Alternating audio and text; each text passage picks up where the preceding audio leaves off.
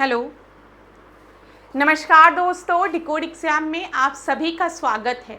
आज की क्लास से हम लोग डिस्कस करेंगे इन्वायरमेंट के पास्ट ईयर्स के क्वेश्चंस जो कि इलाहाबाद हाई कोर्ट के विभिन्न परीक्षाओं में पूछे गए प्रश्न हैं। मैं आपको एक चीज़ क्लियर कर दूं, आप में से कई स्टूडेंट कहते हैं कि मैम लेक्चर्स नहीं मिल रहे हैं, तो इलाहाबाद हाई कोर्ट के लिए हमने एक सेपरेट प्लेलिस्ट बनाई है। उस प्लेलिस्ट में आपको पॉलिटी के और आधुनिक भारत के पास्ट ईयर्स के क्वेश्चंस मिल जाएंगे। आप वहां से जाकर एक एक लेक्चर्स को देख सकते हैं। मैंने प्रॉपर नंबरिंग कर दी है। पहले नंबरिंग में थोड़ी सी प्रॉब्लम हो रही थी, इशू हो रहा था, स्टूडेंट्स को कन्फ्यूज़न हो रही थी कि पहली क्लास कौन सी है, दूसरी क्लास कौन सी है, तो इसलिए मैंने पॉलिटी और आधुनिक भारत की क्लासेस को सेपरेट उसमें नंबर कर दिया है। ठीक है, क्लास 1, क्लास 2, क्लास 3, 4 करके ऐसे। आज से हम लोग डिस्कस करेंगे एनवायरनमेंट को। आधुनिक भारत के एंटायर क्वेश्चंस को हमने कवर कर लिया है जो कि इलाहाबाद हाई कोर्ट के विभिन्न परीक्षाओं में पूछे गए हैं। ठीक है, और आपको पता है इस सीरीज में हम लोग रिवर्स इंजीनियरिंग कर रहे हैं, मतलब प्रश्नों के माध्यम से मैं आपको सिलेबस रिवाइज करा रही हूँ। तो अब चलो आज के सेशन को स्टार्ट करते हैं मेरे साथ ऐश्वर्या सिंह के साथ। और आज की क्लास में हम लोग डिस्कस करेंगे एनवायरनमेंट, और ये एनवायरनमेंट की पहली क्लास है जिसमें हम लोग क्या डिस्कस करेंगे, पास्ट ईयर्स के क्वेश्चंस इलाहाबाद हाई कोर्ट के विभिन्न परीक्षाओं में पूछे गए। ठीक है, और ये सारे प्रश्न आपके आने वाले परीक्षाओं के लिए भी बहुत महत्वपूर्ण हैं। तो आज के सेशन को स्टार्ट करने से पहले थोड़ी सी जानकारी मैं आप लोगों को देना चाहूँगी वीडियो क्रैश कोर्स के बारे में, जो कि डिकोड एग्जाम ने आप लोगों के लिए लॉन्च किया है। इस वीडियो क्रैश कोर्स में एंटायर सिलेबस को कवर किया गया है वीडियो लेक्चर्स के माध्यम से, प्लस यहाँ पर आपको टेस्ट सीरीज भी प्रोवाइड की जाएगी जहाँ पर आप अपने परफॉर्मेंस को इवैल्यूएट कर सकते हैं। टेस्ट सीरीज की एक खासियत है कि कुछ यहाँ पर आपको फुल टेस्ट मिलेंगे और कुछ आपको सेक्शनल टेस्ट मिलेंगे सब्जेक्ट वाइज। तो अगर आपको इस कोर्स को ज्वाइन करना है या इस टेस्ट सीरीज को ज्वाइन करना है तो आप इस नंबर पे कांटेक्ट कर सकते हैं। यहाँ पर आपको सारी इन्फॉर्मेशन प्रोवाइड करा दी जाएगी। अब आज की क्लास का हम पहला प्रश्न देखते हैं। प्रश्न को देखिएगा, टॉपिक सबसे पहले दिया गया है इकोसिस्टम। ठीक है, इकोसिस्टम पारिस्थितिक तंत्र की बात की गई है और ये प्रश्न 1 है। निम्नलिखित में से किन समूहों में खाद्य श्रृंखला का निर्माण होता है? आपको बताना है यहाँ पर ABCD में से कहाँ कहाँ फूड चेन का निर्माण हो रहा है, मतलब कौन किसको खा रहा है, ये आपको ध्यान से देखना है। पहले में दिया गया घास है, घास को गाय खाती है, बिल्कुल सही, लेकिन क्या गाय को एलिफेंट खाता है? नहीं, ये गलत है। तो फूड चेन का निर्माण नहीं हो रहा है। ठीक है, दूसरा ऑप्शन देखते हैं, घास है, घास को डियर खा रहा है, सही है, डियर को लॉयन खा रहा है। ठीक है, घास को हिरण खा रहा है, हिरण को शेर खा रहा है, बिल्कुल सही है, फूड चेन का निर्माण हो रहा है, खाद्य श्रृंखला का निर्माण हो रहा है। फिर घास है, घास को ग्रास होपर खा रहा है, टिड्डा खा रहा है, टिड्डा को फ्रॉग खा रहा है, फ्रॉग को स्नेक खा रहा है, फूड चेन का निर्माण हो रहा है। ग्रास है, ग्रास को गोट खा रहा है, गोट को कौन खा रहा है? ह्यूमंस खा रहे हैं, यहाँ पर भी फूड चेन का निर्माण हो रहा है खाद्य श्रृंखला का। तो BCD आपका सही होगा और इस प्रश्न का सही उत्तर जो है वो है D। ठीक है, ये Allahabad high court group D exam में पूछा गया प्रश्न है, 2023 में पूछा गया प्रश्न है। आसान प्रश्न इसको मैं कहूँगी, ग्रुप D परीक्षा में पूछा गया है। जब भी हम फूड चेन की बात करते हैं, फूड चेन में आपको यही याद रखना है कौन किसको खा रहा है। यहाँ पर देखो ग्रास है, तो देखो एक चीज़ याद रखना, फूड चेन की स्टार्टिंग में हम लोग ने देखा यहाँ पर ग्रास है। जो भी आपके ग्रीन प्लांट्स होते हैं, ठीक है, जो भी आपके पादप होते हैं, उनको हम क्या कहते हैं? प्रोड्यूसर्स कहते हैं। हम उनको प्रोड्यूसर्स क्यों कहते हैं? Because they produce their own food, वो अपने भोजन का निर्माण खुद ही करते हैं। उनको हम ऑटोट्रॉप्स कहते हैं, वो अपने भोजन का निर्माण खुद कर रहे हैं प्रकाश संश्लेषण के माध्यम से। ठीक है, इन the presence of sunlight, they produce their food in the presence of sunlight through photosynthesis, ये याद रखिएगा। और जितने भी आपके पेड़ पौधे होते हैं वो अपने भोजन का निर्माण खुद करते हैं। ठीक है, अब एक परीक्षा थी, अब मुझे परीक्षा का नाम नहीं याद आ रहा है, उसमें ऑप्शन A दिया गया था कि जो ग्रीन प्लांट्स होते हैं वो प्रोड्यूसर्स होते हैं। ठीक है, वो अपने भोजन का निर्माण खुद करते हैं। सेकेंड ऑप्शन में दिया गया था हम ह्यूमंस भी किचन में जाके अपने भोजन का निर्माण खुद करते हैं, और पूछा गया था कि कौन कौन सा स्टेटमेंट आपका सही है। अब मैं आपको बताऊं, अगर इन्वायरमेंट की दृष्टि से चलोगे तो ह्यूमंस प्रोड्यूसर्स नहीं होते हैं। ठीक है, हम डिपेंडेंट हैं ना, हम प्लांट्स पे डिपेंड करते हैं, हम साग भाजी भी खा रहे हैं, अगर हम सब्जी भी खा रहे हैं तो हम प्लांट्स खा रहे हैं। ठीक है, हम फ्रूट्स खा रहे हैं, या फिर अगर आप मांसाहारी हैं तो आप मांस खा रहे हैं, ठीक है। ऐसा तो है नहीं कि आप जो जादू वाला, जो कौन सी मूवी थी जिसमें वो धूप करता था और खुद खाना खा लेता था, उसको एनर्जी मिल जाती थी, ऐसा तो है नहीं। तो ह्यूमंस जो हैं दे आर नॉट प्रोड्यूसर्स, तो कंफ्यूज मत होइएगा। अगर पेपर में कभी आपको इस तरीके का ऑप्शन दिख गया कि हम भी तो प्रोड्यूसर हैं, किचन में जाके अपने भोजन खुद बनाते हैं, खुद खाते हैं, ऐसा नहीं है। Only plants are producers because they produce their own food, ठीक है। याद रखिएगा, in the presence of sunlight through photosynthesis, प्रकाश संश्लेषण के माध्यम से जो पादप है वो उत्पादन करते हैं अपने भोजन का, तो उनको हम उत्पादक कहते हैं, प्रोड्यूसर्स कहते हैं, ऑटोट्रॉप्स कहते हैं। ये सारे पॉइंट्स आपको याद रखना है। हाँ, अब प्लांट्स को कौन खा रहा है, यहाँ पर दिख रहा है ग्रास होपर खा रहा है, ग्रास होपर को बर्ड खा रही है, बर्ड को स्नेक खा रही है, स्नेक को आउल खा रहा है। जब ये आउल आपका मर जाएगा तो इसकी बॉडी डिकम्पोज करेगी, ठीक है, और उसमें आपके डिकम्पोजर वहाँ पर होंगे। तो ये ध्यान रखिएगा, ये फूड चेन पूरी आपकी बन रही है, खाद्य श्रृंखला बन रही है। अब जब कई खाद्य श्रृंखला एक दूसरे से जुड़ी हुई होती हैं, कनेक्टेड होती हैं, तो हम उनको खाद्य जाल कहते हैं, हम उनको फूड वेब कहते हैं। तो फूड वेब क्या है, जब कई फूड चेन एक दूसरे से कनेक्टेड होती हैं तो वो फूड वेब कहलाती है, खाद्य जाल कहलाती है, ठीक है। आगे बढ़ते हैं। अच्छा, यहाँ पर जो मैंने आपको बताया ना कि हम और आप प्रोड्यूसर्स नहीं हैं, तो ध्यान रखिएगा। सुनने में तो भी बड़ा अच्छा लगता है कि अरे मैम ये तो एकदम मतलब कॉमन सेंस वाली बात है, लेकिन जब एग्जामिनेशन हॉल में प्रेशर में बैठते हो और जो प्रश्न होता है अजीब तरीके से बना रहता है आपको कंफ्यूज करने के लिए, तो बहुत स्टूडेंट्स कंफ्यूज भी हो जाते हैं। तो कभी भी अपने दिमाग में ये मत लाना कि तुम किचन में खाना बनाते हो या मम्मी किचन में खाना बनाती हैं तो आप लोग प्रोड्यूसर्स हो। हम लोग प्रोड्यूसर्स नहीं हैं, हम लोग कंज्यूमर्स हैं। जो प्लांट्स होते हैं दे आर प्रोड्यूसर्स, ठीक है, ये याद रखिएगा। चलिए आगे देखते हैं, अभी और प्रश्नों को देखते हैं। यहाँ पर खाद्य श्रृंखला के सही क्रम का चुनाव करें नीचे से ऊपर की ओर, आपको बताना है। सर्वभक्षी दिया गया है, शाकभक्षी दिया गया, स्वपोषी दिया गया, मांसभक्षी दिया गया, विषमपोषी दिया गया है। तो यहाँ पर एक चीज याद रखिएगा, जब भी हम कैटेगराइज करते हैं तो हम ऑटोट्रॉप्स और हेटेरोट्रॉप्स को कैटेगराइज करते हैं, ठीक है। ऑटोट्रॉप्स कौन है, स्वपोषी कौन है, जो कि अपने भोजन का निर्माण खुद कर रहे हैं, जैसे प्लांट्स हो गए। मैंने अभी थोड़ी देर पहले आपको बताया कि ये जो प्लांट्स हैं, ग्रीन प्लांट्स हैं, वो सन के प्रेजेंस में प्रकाश संश्लेषण के माध्यम से अपने भोजन का निर्माण खुद करते हैं और उनको हम ऑटोट्रॉप्स कहते हैं। उसके बाद दूसरी कैटेगरी जो आती है हेटेरोट्रॉप्स। हेटेरोट्रॉप्स वो होते हैं जो कि अपने फूड के लिए दूसरे पे डिपेंडेंट होते हैं, जैसे हम और आप।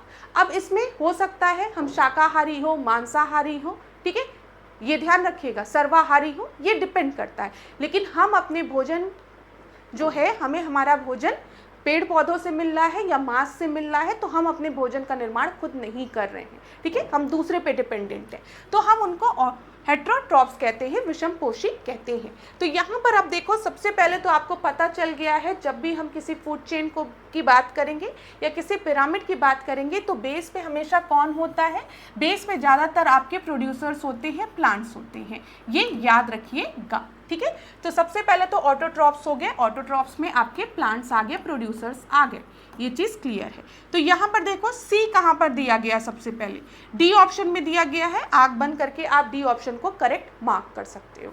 कहीं और सी दिया रहता तो हमें कन्फ्यूज़न होती, लेकिन इसमें कन्फ्यूज़ होने की कोई ज़रूरत नहीं है।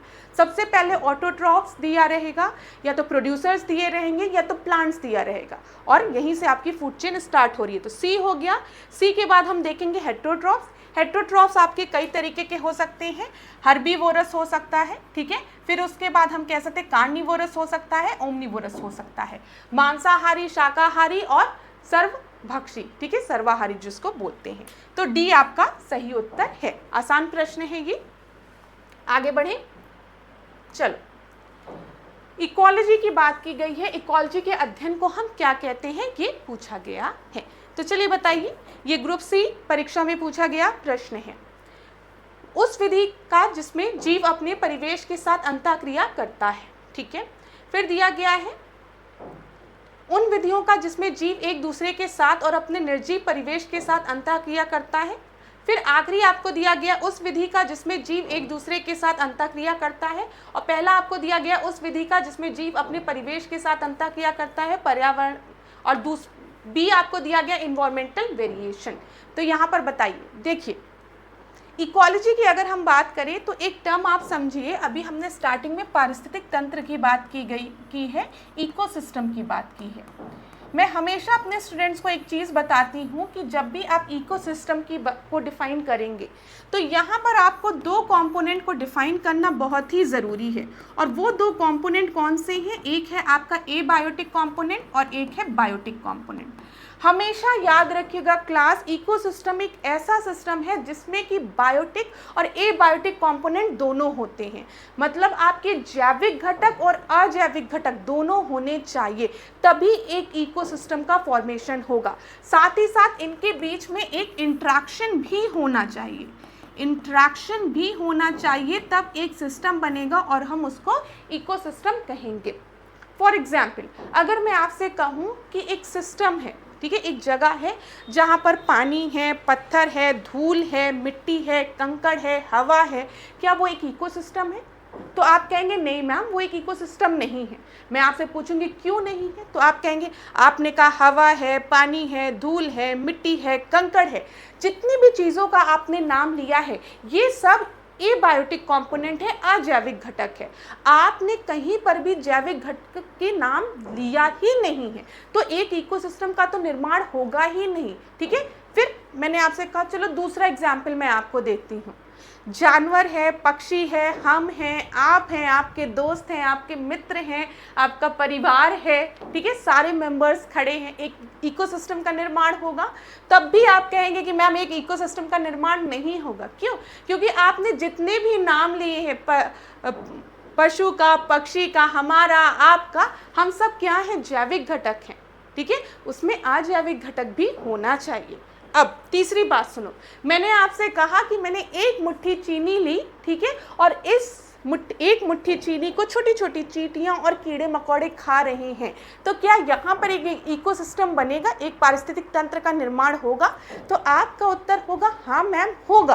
कैसे होगा? जो एक मुट्ठी चीनी है, जो चीनी है वो क्या है? वो अजैविक घटक है, वो एबायोटिक कंपोनेंट है। लेकिन उन चीनी को जो चींटियां खा रही हैं, कीड़े मकोड़े खा रहे हैं, वो आपके जैविक घटक हैं। तो यहाँ पर इस सिस्टम में हम देख रहे हैं जैविक अजैविक घटक दोनों हैं और दोनों के बीच में अंतःक्रिया भी हो रही है, तो एक इकोसिस्टम का निर्माण हो रहा है। इसी तरीके से मैंने आपसे कहा क्या पृथ्वी एक इकोसिस्टम है? तो आप कहेंगे है मैम, हमारी पृथ्वी भी एक इकोसिस्टम है, क्योंकि हमें पता है पृथ्वी पर जैविक अजैविक घटक दोनों हैं और दोनों के बीच में अंतःक्रिया चल रही है, पूरा प्रोसेस चल रहा है, तो एक इकोसिस्टम का निर्माण होगा। तो यहाँ से आपके दिमाग में एक चीज़ क्लियर होनी चाहिए क्लास, जो इकोसिस्टम है वो छोटे से छोटा हो सकता है, बड़े से बड़ा हो सकता है, लेकिन जो दो इंपॉर्टेंट चीज़ें आपको ध्यान में रखनी है वो क्या रखनी है कि वहाँ पर आपका जैविक अजैविक घटक दोनों होना चाहिए और दोनों के बीच में अंतःक्रिया होना चाहिए।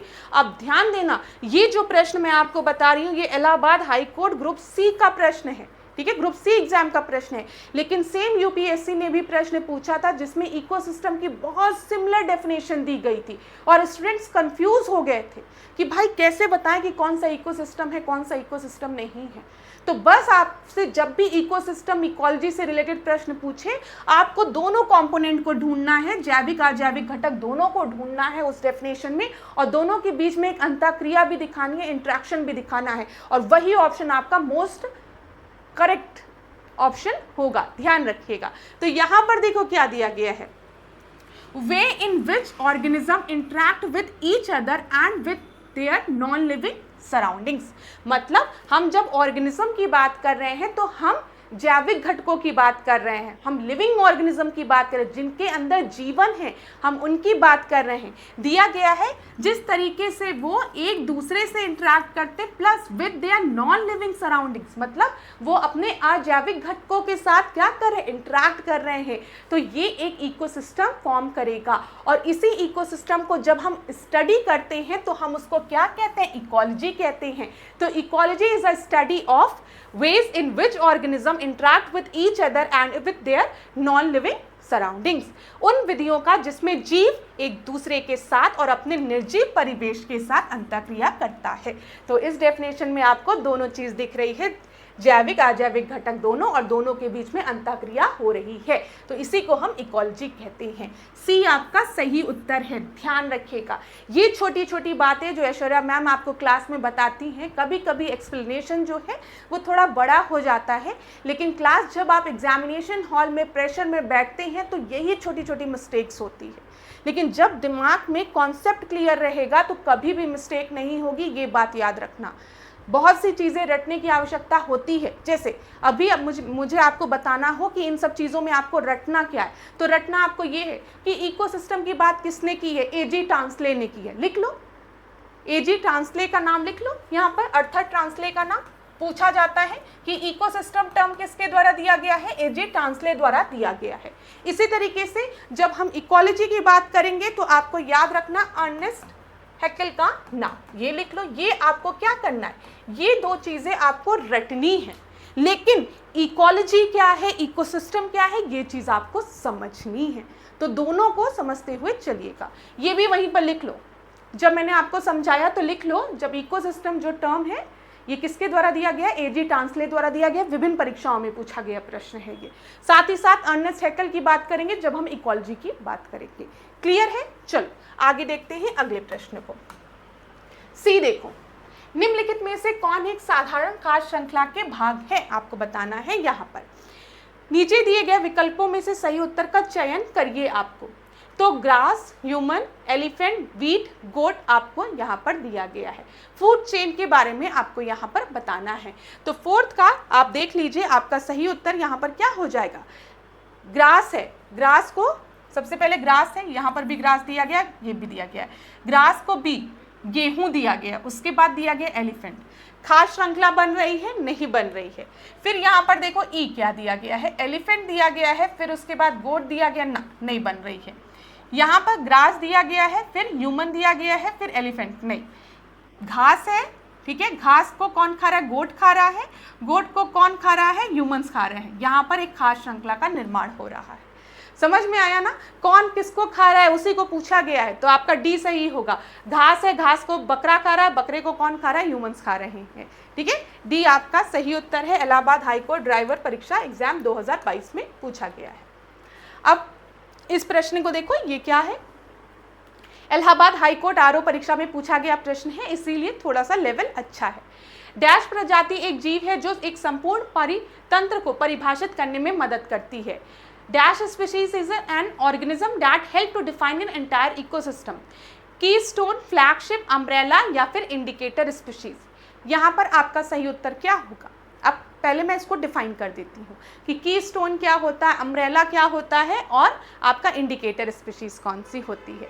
यहाँ पर जो आपका सही उत्तर है फिफ्थ का, वो आपका है कीस्टोन स्पीशीज। याद रखिएगा, कीस्टोन प्रजाति एक जीव है जो एक संपूर्ण पारितंत्र को परिभाषित करने में मदद करती है। ए आपका सही उत्तर है। अब डिफाइन करने जा रही हूँ, आज के बाद कभी नहीं भूलेगा अगर ध्यान से मेरी बात 2 मिनट सुनोगी। देखो, कीस्टोन स्पीशीज की जब हम बात करें तो जंगल है, जंगल की बात करते हैं। जंगल बचपन से स्टोरी सुनते आ रहे हो ना, एक बहुत बड़ा जंगल है, उस जंगल में कई जानवर रहते हैं, खूब ढेर सारे बंदर रहते हैं, हिरण रहता है, ठीक है, मोर रहता है, सुने हो ना, लोमड़ी रहती है, और जंगल का एक राजा रहता है शेर। ये सुना है ना बचपन से, घना जंगल है, उस घने जंगल में कई बंदर हैं, भेड़ हैं, बकरियां हैं, ठीक है, हिरण हैं, लेकिन जंगल का राजा एक है, वो है शेर, ठीक है। तो यहाँ पर हम जंगल के राजा की बात कर रहे हैं, और यहाँ पर जो शेर है वो जंगल का राजा है, ये समझिएगा। तो कीस्टोन स्पीशीज का भी कुछ ऐसा ही रोल रहता है। किसी भी इकोसिस्टम में इनका जो नंबर होता है ज़रूरी नहीं है कि वो बहुत ज़्यादा हो सकता है उस इकोसिस्टम में इनका नंबर 1-2 ही हो, लेकिन इनके ना रहने से पूरे इकोसिस्टम में हम देख सकते हैं कि पूरे इकोसिस्टम में जो फूड चेन है, ये पूरा इकोसिस्टम जो है वो आपका डिस्टर्ब हो जाता है अगर ये ना रहे तो। अब सुनो, जंगल में राजा जो है वो है एक शेर, ठीक है, 1 या 2 नंबर में खाली जंगल में राजा शेर देखने को मिलते हैं, लेकिन वो जो शेर है वो कई हिरण को मारता है, लोमड़ियों को मारता है, उनको अपने भोजन के रूप में खाता है, ठीक है। जब वो किसी हिरण या लोमड़ी को मार के खाता है तो जितने में उसका पेट भरता है उतना वो खा लेता है, उसके बाद छोड़ के चला जाता है।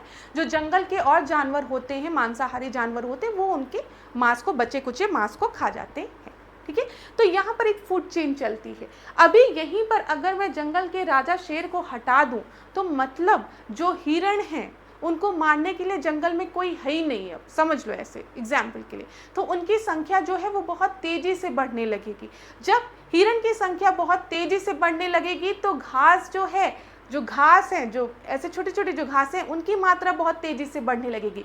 तो आपके जंगल की जो पूरे इकोसिस्टम है वो आपको थोड़ा सा डिस्टर्ब दिखेगा, उसमें चेंज दिखेगा, ठीक है। एक एग्जाम्पल देती हूँ, अगर आप नेट पे सर्च करोगे तो आपको मिलेगा भी कि येलोस्टोन नेशनल पार्क यूएसए में है। येलोस्टोन नेशनल पार्क में जो कार्निवोरस जो फॉक्स था, फॉक्स की कोई वैरायटी थी, तो उसके मारने पर जो पहले रोक लगी थी, बाद में उस रोक को हटा दिया गया और उनकी हंटिंग बहुत तेज़ी से होने लगी, ठीक है। तो जब उन फॉक्स की हंटिंग बहुत तेज़ी से होने लगी, ग्रे वुल्फ की हंटिंग बहुत तेज़ी से होने लगी, तो देखा गया वहाँ का पूरा इकोसिस्टम जो था वो आपका डिस्टर्ब हो गया। क्यों? क्योंकि यहाँ पे जो एपेक्स प्रेडेटर थे, ठीक है, जो छोटे छोटे जानवरों को मार के खा रहे थे, वो आपके खत्म हो गए फूड चेन से। और जैसे ही एपेक्स प्रेडेटर की संख्या खत्म हो गई, जो छोटे छोटे जानवर थे, जो हर्बीवोरस, जो शाकाहारी, जो आपके बेसिक लेवल पे जो कंज्यूमर्स थे, उनकी संख्या बहुत तेजी से होने लगी, जिसकी वजह से ओवर ग्रेजिंग होने लगी, ठीक है। तो पूरी फूड चेन जो थी वो डिस्टर्ब हो गई थी। यहाँ पर ध्यान दीजिएगा, it is a species whose addition to और loss from an ecosystem led to a major change in occurrence of at least one other species. If keystone species is lost, it will result in degradation of the whole ecosystem. हमेशा याद रखिएगा, भले इनकी संख्या कम होती हो, लेकिन अगर इनको आप फूड चेन से हटा देंगे तो पूरी फूड चेन आपकी डिस्टर्ब हो जाएगी। अब देखो, इन बीज की ही बात कर लो, बीज के एग्जाम्पल से समझो। मधुमक्खी जो है, अगर आप इकोसिस्टम से मधुमक्खी को हटा देंगे तो ये जो पॉलिनेशन वाला जो प्रोसेस होता है कि मधुमक्खी अपने शहद बनाने के लिए एक फूल पे बैठ के दूसरे फूल पर बैठती है और उनके पॉलन ग्रेन को जगह जगह गिराती है, जिसकी वजह से नए प्लांट्स निकलते, ये पूरा प्रोसेस ख़त्म हो जाएगा आपका। समझ में आ रहा है? तो कीस्टोन स्पीशीज वो होते हैं, जिस तरीके से घर की चाबी खो जाए तो पूरा घर आप अंदर नहीं घुस सकते हैं, उसी तरीके से ये कीस्टोन स्पीशीज होते हैं। इनका बहुत मेजर रोल रहता है पूरी फूड चेन में, पूरे इकोसिस्टम में। अगर इनको आप वहाँ से हटा देंगे तो पूरा आपका इकोसिस्टम आपको डिस्टर्ब दिखेगा, उसमें चेंजेस दिखेंगे। ये समझिएगा, समझ में आ भी गया होगा। चलो, इंडिकेटर स्पीशीज क्या होते हैं? इंडिकेटर स्पीशीज जो है ना, वो इन्वायरमेंट कंडीशन के बारे में इंडिकेट करते हैं। इंडिकेटर मतलब इनका प्रेजेंस और एब्सेंस कोई चीज़ इंडिकेट कर रहा है, ठीक है। जैसे हम कह सकते हैं, लाइकेंस की हम बात करें, फ्रॉक्स की हम बात करें, तो जब कहीं पर लाइकेंस हैं तो पूछा जाता ना पेपर में, ये क्या इंडिकेट करते हैं? ये एयर पॉल्यूशन को इंडिकेट करते हैं, ठीक है। तो यहाँ पर ये इंडिकेट कर रहे हैं, ये चीज़ क्लियर हो गई होगी आपको, ठीक है। इन्वायरमेंट के कंडीशन के बारे में ये इंडिकेट कर रहे हैं। अगला हम देखें एंडेमिक स्पीशीज। एंडेमिक स्पीशीज वो स्पीशीज होते हैं जो एक स्पेसिफिक लोकेशन में पाए जाते हैं।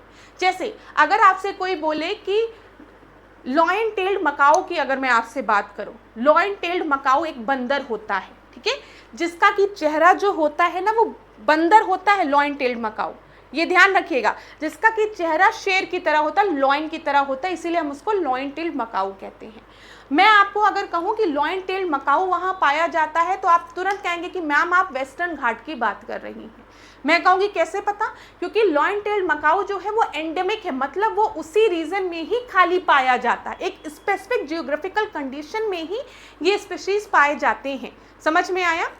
तो यहाँ पर देखो, they are native to a single specific geographical location such as an island, state, nation or a country or other defined zone।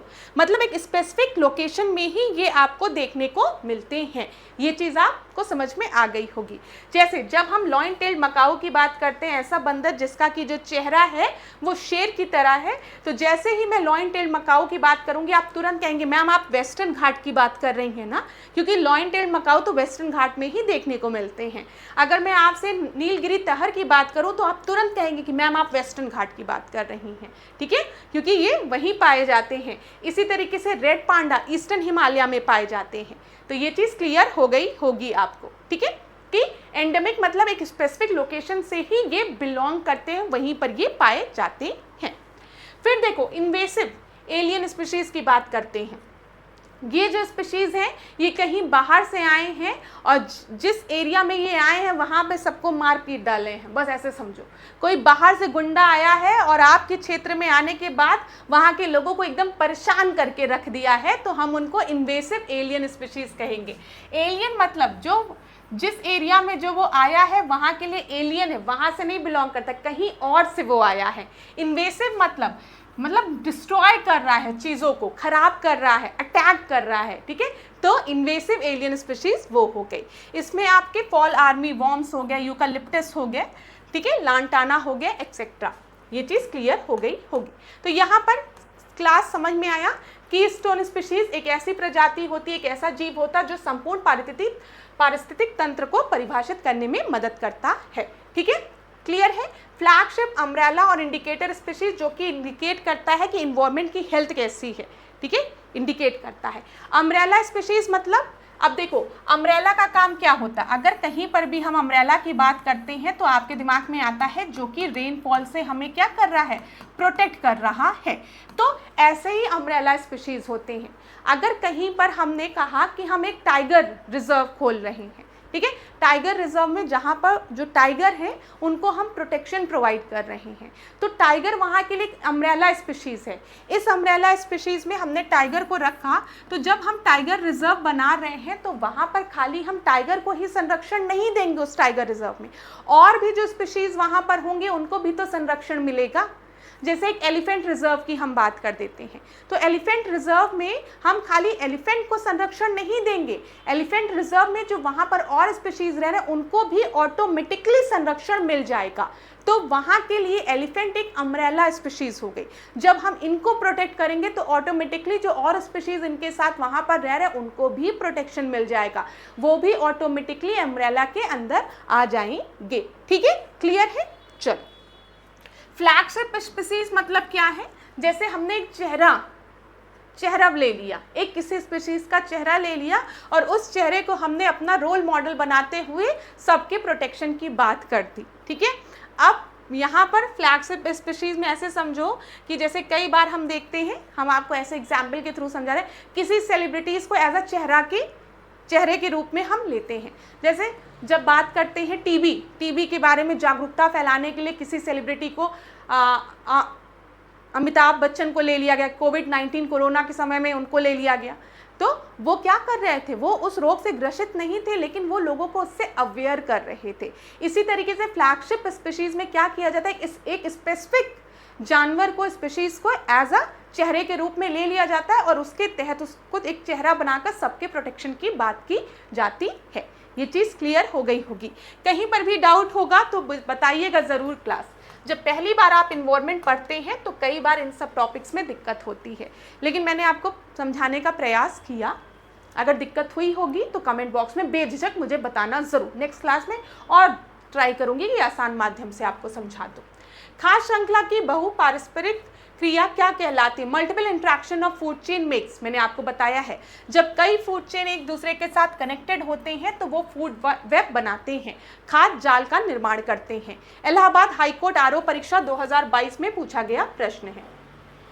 अगला देखते हैं, पारितंत्र शब्द की बात हमने की है और इसको पॉइंट किसने किया है, थोड़ी देर पहले ही मैंने आपको बताया है कि एजी टांसले का नाम आपको याद रखना है, अर्थात टांसले का नाम।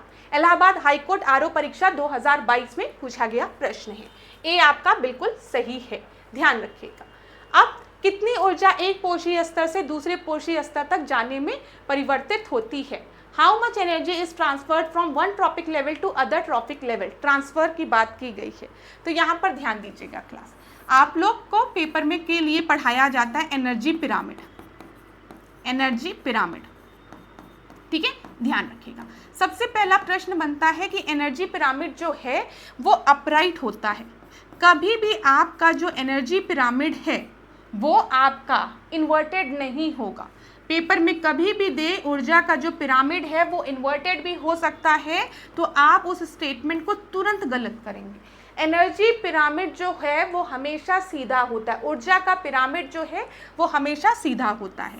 सबसे बेस में कौन होता है? प्रोड्यूसर होता है, मेरे सारे स्टूडेंट्स को पता है। प्रोड्यूसर्स में कौन होते हैं? प्लांट्स होते हैं, ऑटोट्रॉप्स होते हैं, जो कि अपने भोजन का निर्माण खुद कर रहे हैं। कैसे कर रहे हैं? इन द प्रेजेंस ऑफ सनलाइट, ठीक है, सनलाइट के प्रेजेंस में प्रकाश संश्लेषण के माध्यम से ये अपने भोजन का निर्माण कर रहे हैं। अब सपोज करो यहाँ पर जो प्लांट्स को ऊर्जा मिल रही है वो आपकी 1000 कैलोरी मिल रही है, ठीक है, या 1000 किलो कैलोरी मान लो मिल रही है ऊर्जा, तो इसमें से खाली 10% जो एनर्जी है वो दूसरे ट्रॉपिक लेवल में आपकी ट्रांसफ़र होगी। बाकी 90% जो एनर्जी है वो डेसिपिएट हो जाती है हीट के फॉर्म में। ये याद रखिएगा, ये प्राइमरी कंज्यूमर हमने लिख दिया, ये सेकेंडरी कंज्यूमर लिख दिया, ये टर्शरी कंज्यूमर लिख दिया। प्राथमिक उपभोक्ता, द्वितीयक उपभोक्ता और तृतीयक उपभोक्ता की हमने बात की। यहाँ पर खाली जो 10% एनर्जी है, ऊर्जा है, वही आपकी पास होती है। जो 90% एनर्जी होती है, 90% एनर्जी, वो हीट के फॉर्म में डेसिपिएट हो जाती है, लॉस हो जाती है। ये याद रखिएगा। इसे हम लिंडमैन पिरामिड भी कहते हैं। लिंडमैन पिरामिड में कहा ही यही जाता है कि जो एनर्जी है, only 10% energy is transferred from one trophic level to the other trophic level, 90% of the energy is lost in the form of the heat.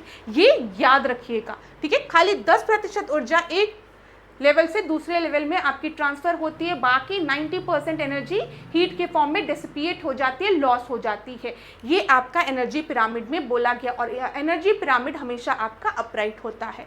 अब ये जो प्रश्न है 2022 में इलाहाबाद हाई कोर्ट आरओ परीक्षा में पूछा गया है। 100% ऊर्जा जो होती है they are received by the consumer, एकदम गलत है। Only organic matter is transferred, नहीं। 10% of the energy is received by the consumer, 50% of the energy received by the consumer, सब गलत है। ओनली 10% एनर्जी जो होती है, ध्यान रखिएगा। 10% ऊर्जा यहाँ ट्रांसफर होगी, फिर 10% ऊर्जा जो बची है यहाँ ट्रांसफर होगी, फिर खाली 10% ऊर्जा यहाँ ट्रांसफर होगी। बाकी 90% ऊर्जा आपकी क्या होगी? डिसिपिएट हो जाएगी, लॉस हो जाएगी। तो सही उत्तर क्या होगा? सी आपका सही उत्तर होगा। क्लियर है क्लास? आगे बढ़ते हैं। समझ में आ रहा है ना? कहीं पर भी डाउट होगा तो बताइएगा ज़रूर। कुछ सब्जेक्ट्स में ऐश्वर्या मैम आपकी मदद कर सकती हैं बहुत अच्छे से, ठीक है। मैं आपको बता दूँ, जैसे इन्वायरमेंट में कहीं पर भी इशू होता है, कमेंट बॉक्स में बताओ। आधुनिक भारत में कहीं पर भी कोई चीज़ नहीं समझ में आती है, बताओ। इकोनॉमिक्स में कहीं पर भी कोई चीज़ नहीं समझ में आती है, बताओ। पॉलिटी बताओ, ठीक है। ज्योग्राफी में, वर्ल्ड ज्योग्राफी में कहीं पर भी दिक्कत होती है, बताओ। इन सारे सब्जेक्ट्स को तो मैं आपको बता सकती हूँ कि किस परीक्षा में कहाँ से कैसे प्रश्न बनते हैं, ठीक है। मैक्सिमम किस तरीके के प्रश्न आपको देखने को मिल सकते हैं, ये मैं आपको बता सकती हूँ। लेकिन आपको मुझे बताना है कि किस टॉपिक में आपको दिक्कत होती है, तभी मैं उसको अगली क्लास में कवर कर लूँगी, ठीक है। और कहीं पर भी मैंने जो पढ़ाया नहीं समझ में आया है, प्रोबेबिलिटी, ऐसा मैं कह नहीं सकती हूँ कि ज़रूरी नहीं है कि जो मैं पढ़ाऊँ सब एक ही बार में समझ में आ जाए। कई बार जब आप कोई भी टॉपिक को पहली बार पढ़ रहे होते हैं तो आपको दिक्कत होती है। इन्वायरमेंट में जब हम स्पीशीज़ की बात करते हैं तो की स्टोन, फ्लैगशिप, अम्ब्रेला में स्टूडेंट्स को कन्फ्यूज़न होती है, ठीक है। तो अगर आपको दिक्कत होती है आप मुझे बताओ, लेकिन बस ऐसे याद रखना, अम्ब्रेला मतलब हम एक अम्ब्रेला की बात करें। जब आप छाता लेके बारिश में निकलते हो तो अपने दोस्तों को भी बुला ले, तो आओ मेरे पास छाता है, गीले नहीं होगे। तो इसी तरीके से अम्ब्रेला स्पीशीज़ वो स्पीशीज़ होती हैं जहाँ पर उनको तो प्रोटेक्शन मिलता ही है, साथ ही साथ जो और स्पीशीज़ उनके साथ रह रही होती हैं उनको भी प्रोटेक्शन मिलता है। जब हम किसी टाइगर रिजर्व की बात करते हैं तो वहाँ पर हम उस टाइगर को तो प्रोटेक्शन देते ही हैं, लेकिन साथ ही साथ वहाँ पर जब हम उस टाइगर रिजर्व को प्रोटेक्ट करेंगे तो और स्पीशीज़ जो छोटे छोटे मंकीज़ हैं, जो डियर हैं, उनको भी ऑटोमेटिकली प्रोटेक्शन मिल जाएगा। तो वो अम्ब्रेला स्पीशीज़ हो गई। कीस्टोन स्पीशीज़, अगर इनको कुछ हुआ तो पूरा इकोसिस्टम, फूड चेन आपका खराब हो जाता है। की शब्द से ही समझ में आ रहा होगा कि मेजर रोल है इनका, ठीक है। तो इनकी संख्या कई बार हो सकता है बहुत कम हो, लेकिन कम संख्या होने के बाद भी ये पूरे फूड चेन को, आपके पूरे इकोसिस्टम को डिस्टर्ब कर देती है, ठीक है। समझ में आया? जैसे जंगल के राजा शेर को मार दोगे तो जंगल डिस्टर्ब होगा ही, केओस वहाँ पर हो जाएगा, ठीक है। इसी तरीके से फ्लैगशिप में हम इनको एज अ आइकन की तरह रख रहे हैं, ठीक है, जब हम इनको एक चेहरे के रूप में यूज़ कर रहे हैं। समझ में आ गया होगा, लेकिन नहीं आता है तो मुझे कमेंट बॉक्स में ज़रूर बताएंगे। चलो अब ये बताओ, this is an inverted pyramid, मतलब उल्टे पिरामिड की हम बात कर रहे हैं। घास भूमि में संख्या का सोपन, pyramid of numbers in a grassland, pyramid of energy in a pond ecosystem, फिर pyramid of biomass in a grassland, pyramid of biomass in the pond ecosystem. अब यहाँ पर ध्यान देना, सबसे पहले जहाँ पर भी पिरामिड ऑफ एनर्जी की बात की गई, ऊर्जा की पिरामिड की बात की गई और लिखा है कि ऊर्जा का पिरामिड आपका उल्टा है, उसको तुरंत काटो। ऊर्जा का पिरामिड कभी भी उल्टा नहीं होता है, ध्यान रखिएगा।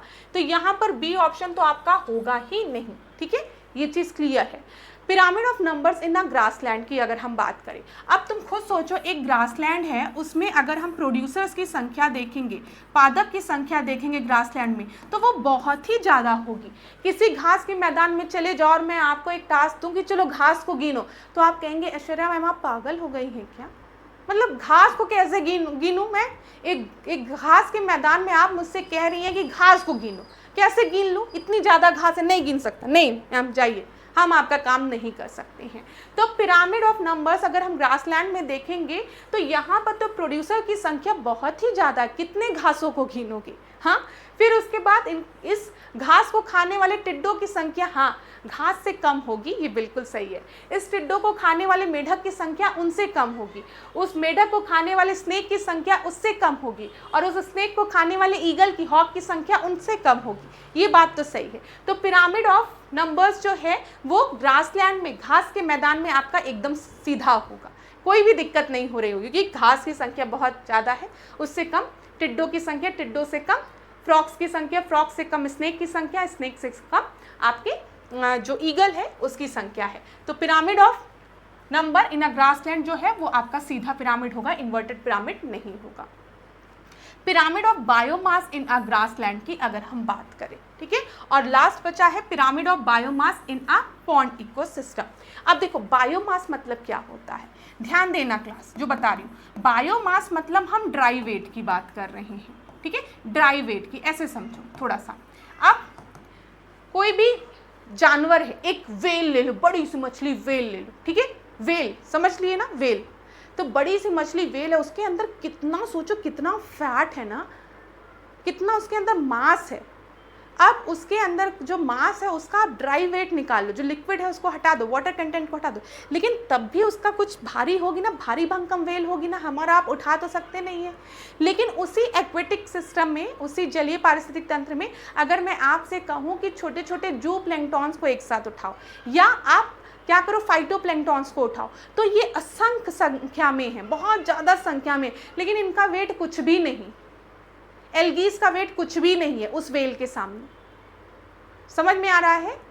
नहीं आ रहा है तो वो भी बताइएगा कमेंट बॉक्स में। लेकिन आप इमेजिन करिए, मैं आपसे कहूँ, यहाँ पर ध्यान दीजिएगा क्लास, बायोमास बस ऐसे समझो, बहुत परेशान होने की ज़रूरत नहीं है डेप्थ में जाने की।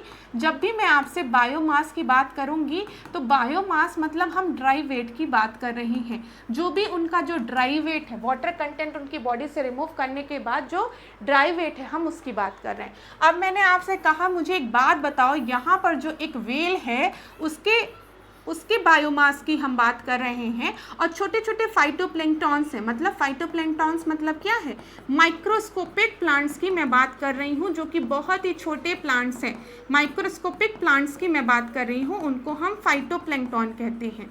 अब मैं उनके ड्राई वेट की बात कर रही हूँ, तो तुम मुझे बताओ इनका वेट ज़्यादा होगा कि इस वेल का वेट ज़्यादा होगा? तो आपको ये तो क्लियर है कि इस वेल का वेट जो है वो ज़्यादा होगा इस फाइटोप्लैंक्टॉन्स की कंपैरिजन में। भले इनका जो नंबर है वो बहुत ही ज़्यादा है, बहुत ही ज़्यादा नंबर है, लेकिन वेट जो है वो इनका ज़्यादा होगा। तो जब भी हम जलीय पारिस्थितिक तंत्र की बात करते हैं तो जलीय पारिस्थितिक तंत्र में अगर हम पिरामिड ऑफ नंबर्स की बात करें, हम संख्या की बात करें, तो वो तो आपका सीधा पिरामिड ही मिलेगा। क्यों? क्योंकि जो ये फाइटोप्लैंक्टॉन्स हैं, छोटे छोटे माइक्रोस्कोपिक प्लांट्स हैं, इनकी संख्या तो लाखों करोड़ों में है, ये तो बिल्कुल सही है, संख्या में लाखों करोड़ों में है, लेकिन जब हम इनके ड्राई वेट की बात करेंगे तो इनका वेट बहुत कम होता है, बायोमास पिरामिड आपका उल्टा हो जाता है वहाँ पे, क्योंकि ये बड़ी बड़ी मछलियों का वेट ज़्यादा होता है। समझ में आया? तो पिरामिड ऑफ बायोमास वहाँ पर क्या हो गया, उल्टा हो गया। समझ में आया? बायोमास, ड्राई वेट, समझो, क्लियर है? तो यहाँ पर डी ऑप्शन आपका सही होगा। क्लियर हो रहा है? चलो, तो डी आपका सही होगा, ये चीज ध्यान रखिएगा। अगला हम देखते हैं, पर्यावरण के अजैव संगठनों के साथ एक क्षेत्र में सभी अन्योन्य क्रिया करने वाले जीव आपस में बनाते हैं क्या? यहाँ पे दिया गया है all the interacting organism in an area together with the non-living constituent of the environment form community, ecosystem, atmosphere, soil. अभी थोड़ी देर पहले मैंने आपको चिल्ला के बताया है, जब भी हम इकोसिस्टम की बात करेंगे तो वहाँ पर हम जैविक अजैविक घटक दोनों की बात करेंगे, ठीक है, और इनके बीच में एक अंतःक्रिया की बात हम करेंगे, इंट्रैक्शन की बात करेंगे। तो जब भी हम लिविंग ऑर्गेनिज्म की बात करेंगे तो means we are talking about biotic components, और जब हम नॉन लिविंग ऑर्गेनिज्म की बात करेंगे तो हम एबायोटिक कंपोनेंट की बात कर रहे हैं। वही चीज़ यहाँ पर दी गई है। और 10th का जो आपका सही उत्तर है वो क्या है? हम यहाँ पर एक इकोसिस्टम की बात कर रहे हैं, ठीक है। इलाहाबाद हाईकोर्ट आरओ परीक्षा 2021 में पूछा गया प्रश्न है। उष्णकटिबंधीय क्षेत्र में डैश की सर्वाधिक संख्या होती है, तो बताइए, in a tropical region the greatest number is of dash, producer, primary consumer, secondary consumer, tertiary consumer. अब उष्णकटिबंधीय रीजन की बात करें, ट्रॉपिकल की हम बात करें, तो यहाँ पर सबसे ज़्यादा संख्या किसकी होती है? यहाँ पर आपकी सबसे ज़्यादा संख्या जो है वो उत्पादक की होती है, प्रोड्यूसर्स की होती है, ठीक है। ट्रॉपिकल रीजन में आपको डेंस फॉरेस्ट देखने को मिलते हैं, बहुत घने जंगल देखने को मिलते हैं। तो घने जंगल में क्या होता है? पेड़ों की संख्या बहुत ज़्यादा होती है। तो वही चीज़ यहाँ पर दिया गया है, ठीक है, उत्पादक। ए आपका सही उत्तर है। In every food chain green plants are always, बताइए, फूड चेन की हम बात कर रहे हैं, वहां पे जो आपके पौधे हैं वो क्या होते हैं? उत्पादक होते हैं, they are the producers. Clear है? तो बी आपका सही उत्तर है। इलाहाबाद हाई कोर्ट आरओ परीक्षा 2022 में पूछा गया प्रश्न है, आसान प्रश्न है। पारिस्थितिक तंत्र में निम्नलिखित में से कौन अजैविक घटक के स्वरूप में मिलता है? तो अजैविक घटक की यहाँ पर बात की गई है, एबायोटिक कंपोनेंट की, मतलब यहाँ पर जीवन नहीं है। Flow of energy, cycling of mineral, consumer 1 and 2। अब बताओ, जो कंज्यूमर है, जो उपभोक्ता है, ये आपके बायोटिक कंपोनेंट है, लिविंग ऑर्गेनिज्म है, तो ये आपके जैविक घटक हो गए। लेकिन जब हम फ्लो ऑफ एनर्जी की बात करेंगे, साइक्लिंग ऑफ मिनरल्स की बात करेंगे, तो ये आपके अजैविक घटक हो गए, एबायोटिक कंपोनेंट हो गए, ठीक है। ये इलाहाबाद हाईकोर्ट 2022 में पूछा गया प्रश्न है। उत्तर सही क्या हो जाएगा? 1 and 2, ठीक है, एबायोटिक कंपोनेंट पूछा गया है। The last in the food chain are, जो लास्ट फूड चेन में कौन होता है? प्रोड्यूसर होते हैं, डिकम्पोजर होते हैं, परजीवी होते हैं, उपभोक्ता होते हैं। इलाहाबाद हाईकोर्ट आरओ परीक्षा में पूछा गया प्रश्न है यहाँ पर। तो बताइए यहाँ पर आपका लास्ट कौन होगा, ठीक है।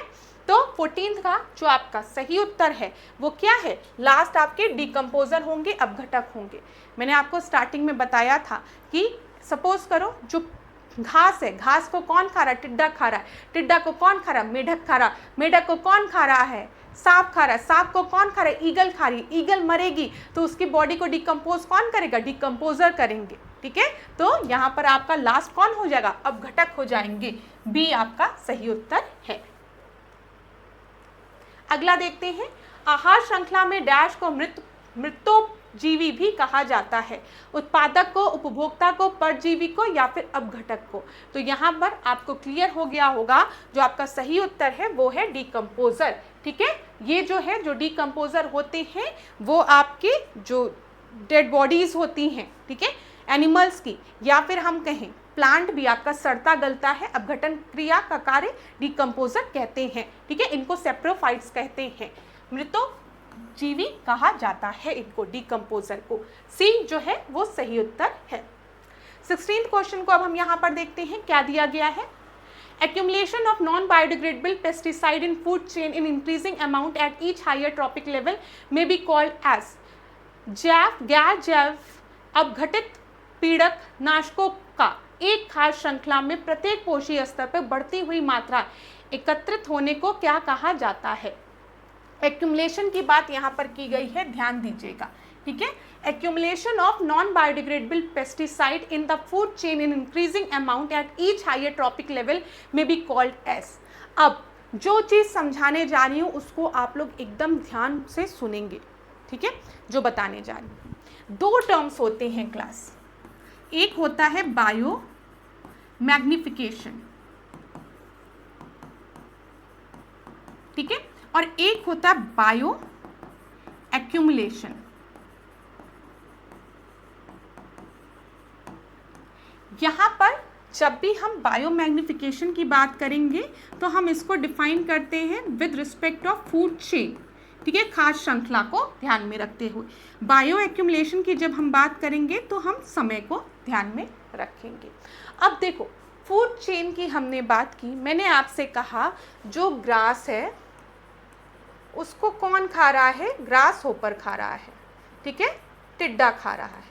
टिड्डे को कौन खा रहा है, फ्रॉग खा रहा है, मेढक खा रहा, मेढक को कौन खा रहा है, ईगल खा रही है, ठीक है, ये चीज़ आपको पता है। चलो यहाँ पर ध्यान दीजिएगा। अब मैंने कहा ये जो घास है, इस घास पे छिड़का गया है पेस्टिसाइड, पेस्टिसाइड इस घास में छिड़का गया है, ठीक है। अब एक घास में पेस्टिसाइड की मात्रा, एक घास में अगर पेस्टिसाइड की मात्रा जो है वो है 1, समझो एक घास में पेस्टिसाइड की मात्रा जो है वो 1 है, और ये ग्रास होपर जो है वो 2 घास खा रहा है, तो इसके पेट में पेस्टिसाइड की कितनी मात्रा गई, 2 गई, ठीक है, क्लियर है। एक घास में अगर पेस्टिसाइड की संख्या 1 है, ऐसे समझाने के लिए मैं आपको बोल रही हूँ, तो ये जो ग्रास होपर है वो 2 घास खा रहा है, मतलब इसके पेट में पेस्टिसाइड की मात्रा 2 गई, ठीक है। अब ये जो मेढक है वो कितने ग्रास होपर को खा रहा है, सपोज करो वो 3 ग्रास होपर को खा रहा है, तो इसके पेट में पेस्टिसाइड की मात्रा कितनी जाएगी, 3 × 2 6 मात्रा जाएगी, ठीक है। और जो ये ईगल है, ठीक है, ईगल नहीं, यहाँ पे स्नेक लिखो, फ्रॉग को कौन खा रहा है, स्नेक खा रहा है, ऐसे लिखो, और ये जो स्नेक है वो कम से कम आपके 4 फ्रॉग खा रहा है, तो इसके पेट में कितने पेस्टिसाइड की मात्रा जाएगी, 4 × 6। बस मैं आपको ये बताना चाह रही हूँ, नंबर्स को लेके मत कंफ्यूज होना, गणित में मत फंसना, बस ये समझना जब भी हम ट्रॉपिक लेवल में ऊपर की तरफ जाएंगे फूड चेन में, एक ट्रॉपिक लेवल से दूसरे ट्रॉपिक लेवल में, तो जो पेस्टिसाइड है वो आपका मैग्नीफाई हो रहा है, मतलब उनकी संख्या, कंसंट्रेशन बढ़ता जा रहा है फूड चेन में जैसे हम ऊपर की तरफ जाएंगे। क्यों बढ़ रहा है, क्योंकि घास में अगर पेस्टिसाइड की मात्रा आपकी 1 है, तो एक ग्रास होपर जो है वो कई घासों को खाएगा, तो उसके पेट में ज़्यादा पेस्टिसाइड जाएगा, और जो फ्रॉग है वो कई ग्रास होपर को जाएगा, तो उसकी बॉडी में और पेस्टिसाइड जाएगा, और इस फ्रॉग को, स्नेक जो है वो कई फ्रॉग्स को खाएगा, तो उसके पेट में और ज़्यादा पेस्टिसाइड जाएगा। तो ये जो कंसंट्रेशन है वो क्या हो रहा है, ट्रॉपिक लेवल में ऊपर की तरफ मूव करने पर बढ़ रहा है फूड चेन में। इसको हम क्या कहते हैं, बायो मैग्निफिकेशन कहते हैं, ठीक है। Accumulation of non biodegradable pesticide in the food chain in increasing amount at each higher trophic level में be called as biomagnification, ठीक है, ये चीज समझ में आ गई होगी, मैग्नीफाई हो रहा है, ठीक है। अब जब हम बायो एक्यूमुलेशन की बात करते हैं तो हम समय को ध्यान में रखते हैं। अब समझो, एक पानी है, इस पानी में एक छोटी सी मछली है, ठीक है। जब ये मछली आपकी इस पानी में आई तो पानी आपका गंदा था, पेस्टिसाइड इसमें प्रेजेंट थे, तो इसकी बॉडी इस पेस्टिसाइड के कांटेक्ट में आई। लेकिन अब जब तक ये मछली इस पानी में रहेगी, इसके बॉडी का जो एक्सपोजर है इन पेस्टिसाइड्स का समय के साथ बढ़ता जाएगा, तो मतलब इसके बॉडी में इन पेस्टिसाइड का कंसंट्रेशन भी बढ़ता जाएगा समय के साथ। जितना ज़्यादा समय के साथ इसका एक्सपोजर इन पेस्टिसाइड्स के साथ होगा, उतना ही ज़्यादा समय के साथ इस पेस्टिसाइड का कंसंट्रेशन भी इस मछली के शरीर में बढ़ता जाएगा। इसको हम क्या कहते हैं, बायो एक्यूमुलेशन कहते हैं। यहाँ पर भी जो पेस्टिसाइड्स हैं वो एक्यूमुलेट हो रहे हैं बॉडी में, बट विद द टाइम, ये याद रखिएगा। क्लियर हुआ थोड़ा सा, बस आपको ये याद रखना है, जब भी हम बायो मैग्निफिकेशन की बात करेंगे हम फूड चेन के रिस्पेक्ट में देखेंगे, और हमेशा याद रखिएगा जब भी हम फूड चेन में एक ट्रॉपिक लेवल से दूसरे ट्रॉपिक लेवल की तरफ मूव करेंगे, अपर नीचे से ऊपर की तरफ जाएंगे तो बायो मैग्निफिकेशन होगा, मतलब जो कंसेंट्रेशन ऑफ पेस्टिसाइड्स हैं या नॉन बायोडिग्रेडेबल वेस्ट हैं वो अपर लेवल पे आपके बढ़ते जाएंगे, ठीक है, क्योंकि मैंने आपको बता दिया एक एग्जाम्पल के थ्रू। और जब हम बायो एक्यूमुलेशन की बात करेंगे तो हम विद टाइम देखेंगे, जैसे हम और आप जब हम पैदा हुए रहे होंगे तो हमारे बॉडी में जो पेस्टिसाइड्स हैं, ठीक है, जो वेस्ट है उनकी मात्रा कम होगी, लेकिन जैसे जैसे हमारा एक्सपोजर और बढ़ता जा रहा है समय के साथ बॉडी में इनका कंसंट्रेशन भी बढ़ता जा रहा है, ठीक है, ये ध्यान रखिएगा। चलो आगे बढ़ते हैं। 17 क्वेश्चन को देखते हैं। Correct order of energy flow in an ecosystem. तो बताइए करेक्ट ऑर्डर क्या होगा? सनलाइट जो है प्रोड्यूसर्स हो जाएगा, सनलाइट के बाद हम देखते हैं, ठीक है, यहाँ पर 17 का सनलाइट के बाद प्रोड्यूसर्स उत्पादक, फिर हर्बीवोरस, फिर कार्निवोरस। डी आपका सही उत्तर होगा। क्लियर है? क्लियर है ना? तो डी आपका सही उत्तर होगा। अगला देखते हैं, अपने प्राकृतिक आवास में जीवों के विशिष्ट आचरण के अध्ययन को क्या कहा जाता है? बताइए। Study of typical behaviour of an organism in their natural habitat is called as सुजीव विज्ञान, सुजीवन विज्ञान, सुजनन विज्ञान, जीव पारिस्थितिकी या फिर मानव जाति विज्ञान। तो 18 का जो आपका सही उत्तर है वो क्या है? जीव पारिस्थितिकी इसको कहा जाता है, इथोलॉजी कहा जाता है, ठीक है। Study of typical behaviour of an organism in their natural habitat is known as ethology. C आपका सही उत्तर है। 19 देखिए, triangular shaped age sex pyramid with a wide base indicates that. चौड़े आधार वाली त्रिकोणीय आयु लिंक पिरामिड इंगित क्या करती है? उस क्षेत्र में न्यूनतम आयु गुट की जनसंख्या निम्न जन्म दर के कारण लघुतर है, ठीक है।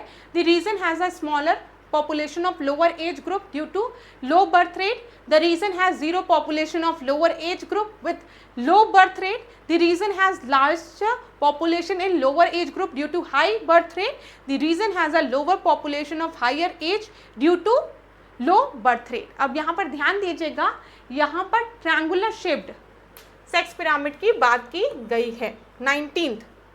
तो यहाँ पर अगर हम देखें बेस जो है वो आपका ज़्यादा वाइड है, वो ज़्यादा चौड़ा है, तो इसका मतलब क्या है? Region has larger population in lower age group due to high birth rate. तभी तो ये पिरामिड का जो बेस है वो आपका वाइड क्या है, मतलब यहाँ पर जो संख्या है वो ज़्यादा है, मतलब यहाँ पर लार्जर संख्या, मतलब लार्जर पॉपुलेशन पाया जा रहा है लोअर एज ग्रुप में due to high birth rate, ठीक है। अगर ये आपका उल्टा होता तो हम कहते कि बर्थ रेट जो कम है, ठीक है, लेकिन यहाँ पर चौड़े ब्रॉड बेस की बात की गई है, ये ध्यान रखिएगा। तो यहाँ पर बर्थ रेट ज़्यादा है, मतलब पॉपुलेशन ज़्यादा है, ठीक है, ये ध्यान रखिएगा। सी आपका सही उत्तर है। अगला देखिए, flow of energy in an ecosystem is always unidirectional. Flow of energy हमेशा यूनिडायरेक्शनल होती है और पिरामिड ऑफ एनर्जी जो होती है वो हमेशा अपराइट होती है। ए आपका सही उत्तर है। तो चलिए क्लास, ये आज के सेशन का आखिरी प्रश्न था। आज की क्लास को हम यहीं पे एंड करेंगे। नेक्स्ट क्लास में आपसे मिलेंगे नए प्रश्नों के साथ। कुछ यहाँ पर 1-2 दिन आपका गैप भी हो गया, उसके लिए मैं आपसे क्षमा चाहती हूँ, लेकिन अब आगे की क्लास आपकी कंटिन्यू रहेगी। पहले इन्वायरमेंट इकोलॉजी को कंप्लीट करने के बाद हम ज्योग्राफी पे आएंगे। जल्दी जल्दी इन्वायरमेंट इकोलॉजी को मैं कंप्लीट करा दूंगी, उसकी चिंता आप लोग नहीं करेंगे। आज की क्लास में कहीं पर भी डाउट हुआ होगा तो कमेंट बॉक्स में ज़रूर बताइएगा मुझे। नेक्स्ट क्लास में आपसे मिलते हैं नए प्रश्नों के साथ। तब तक खूब पढ़िए, खूब आगे बढ़िए, और कोई भी डाउट हो तो ऐश्वर्या मैम को ज़रूर बताइए। इसी तरीके से मेरे साथ ऐश्वर्या सिंह के साथ डिकोड एग्जाम के साथ बने रहिए। खूब पढ़िए, खूब आगे बढ़िए। क्लास ऑल द बेस्ट, और खुद पर विश्वास रखिए, ईश्वर आपको ज़रूर सफलता देगा। धन्यवाद।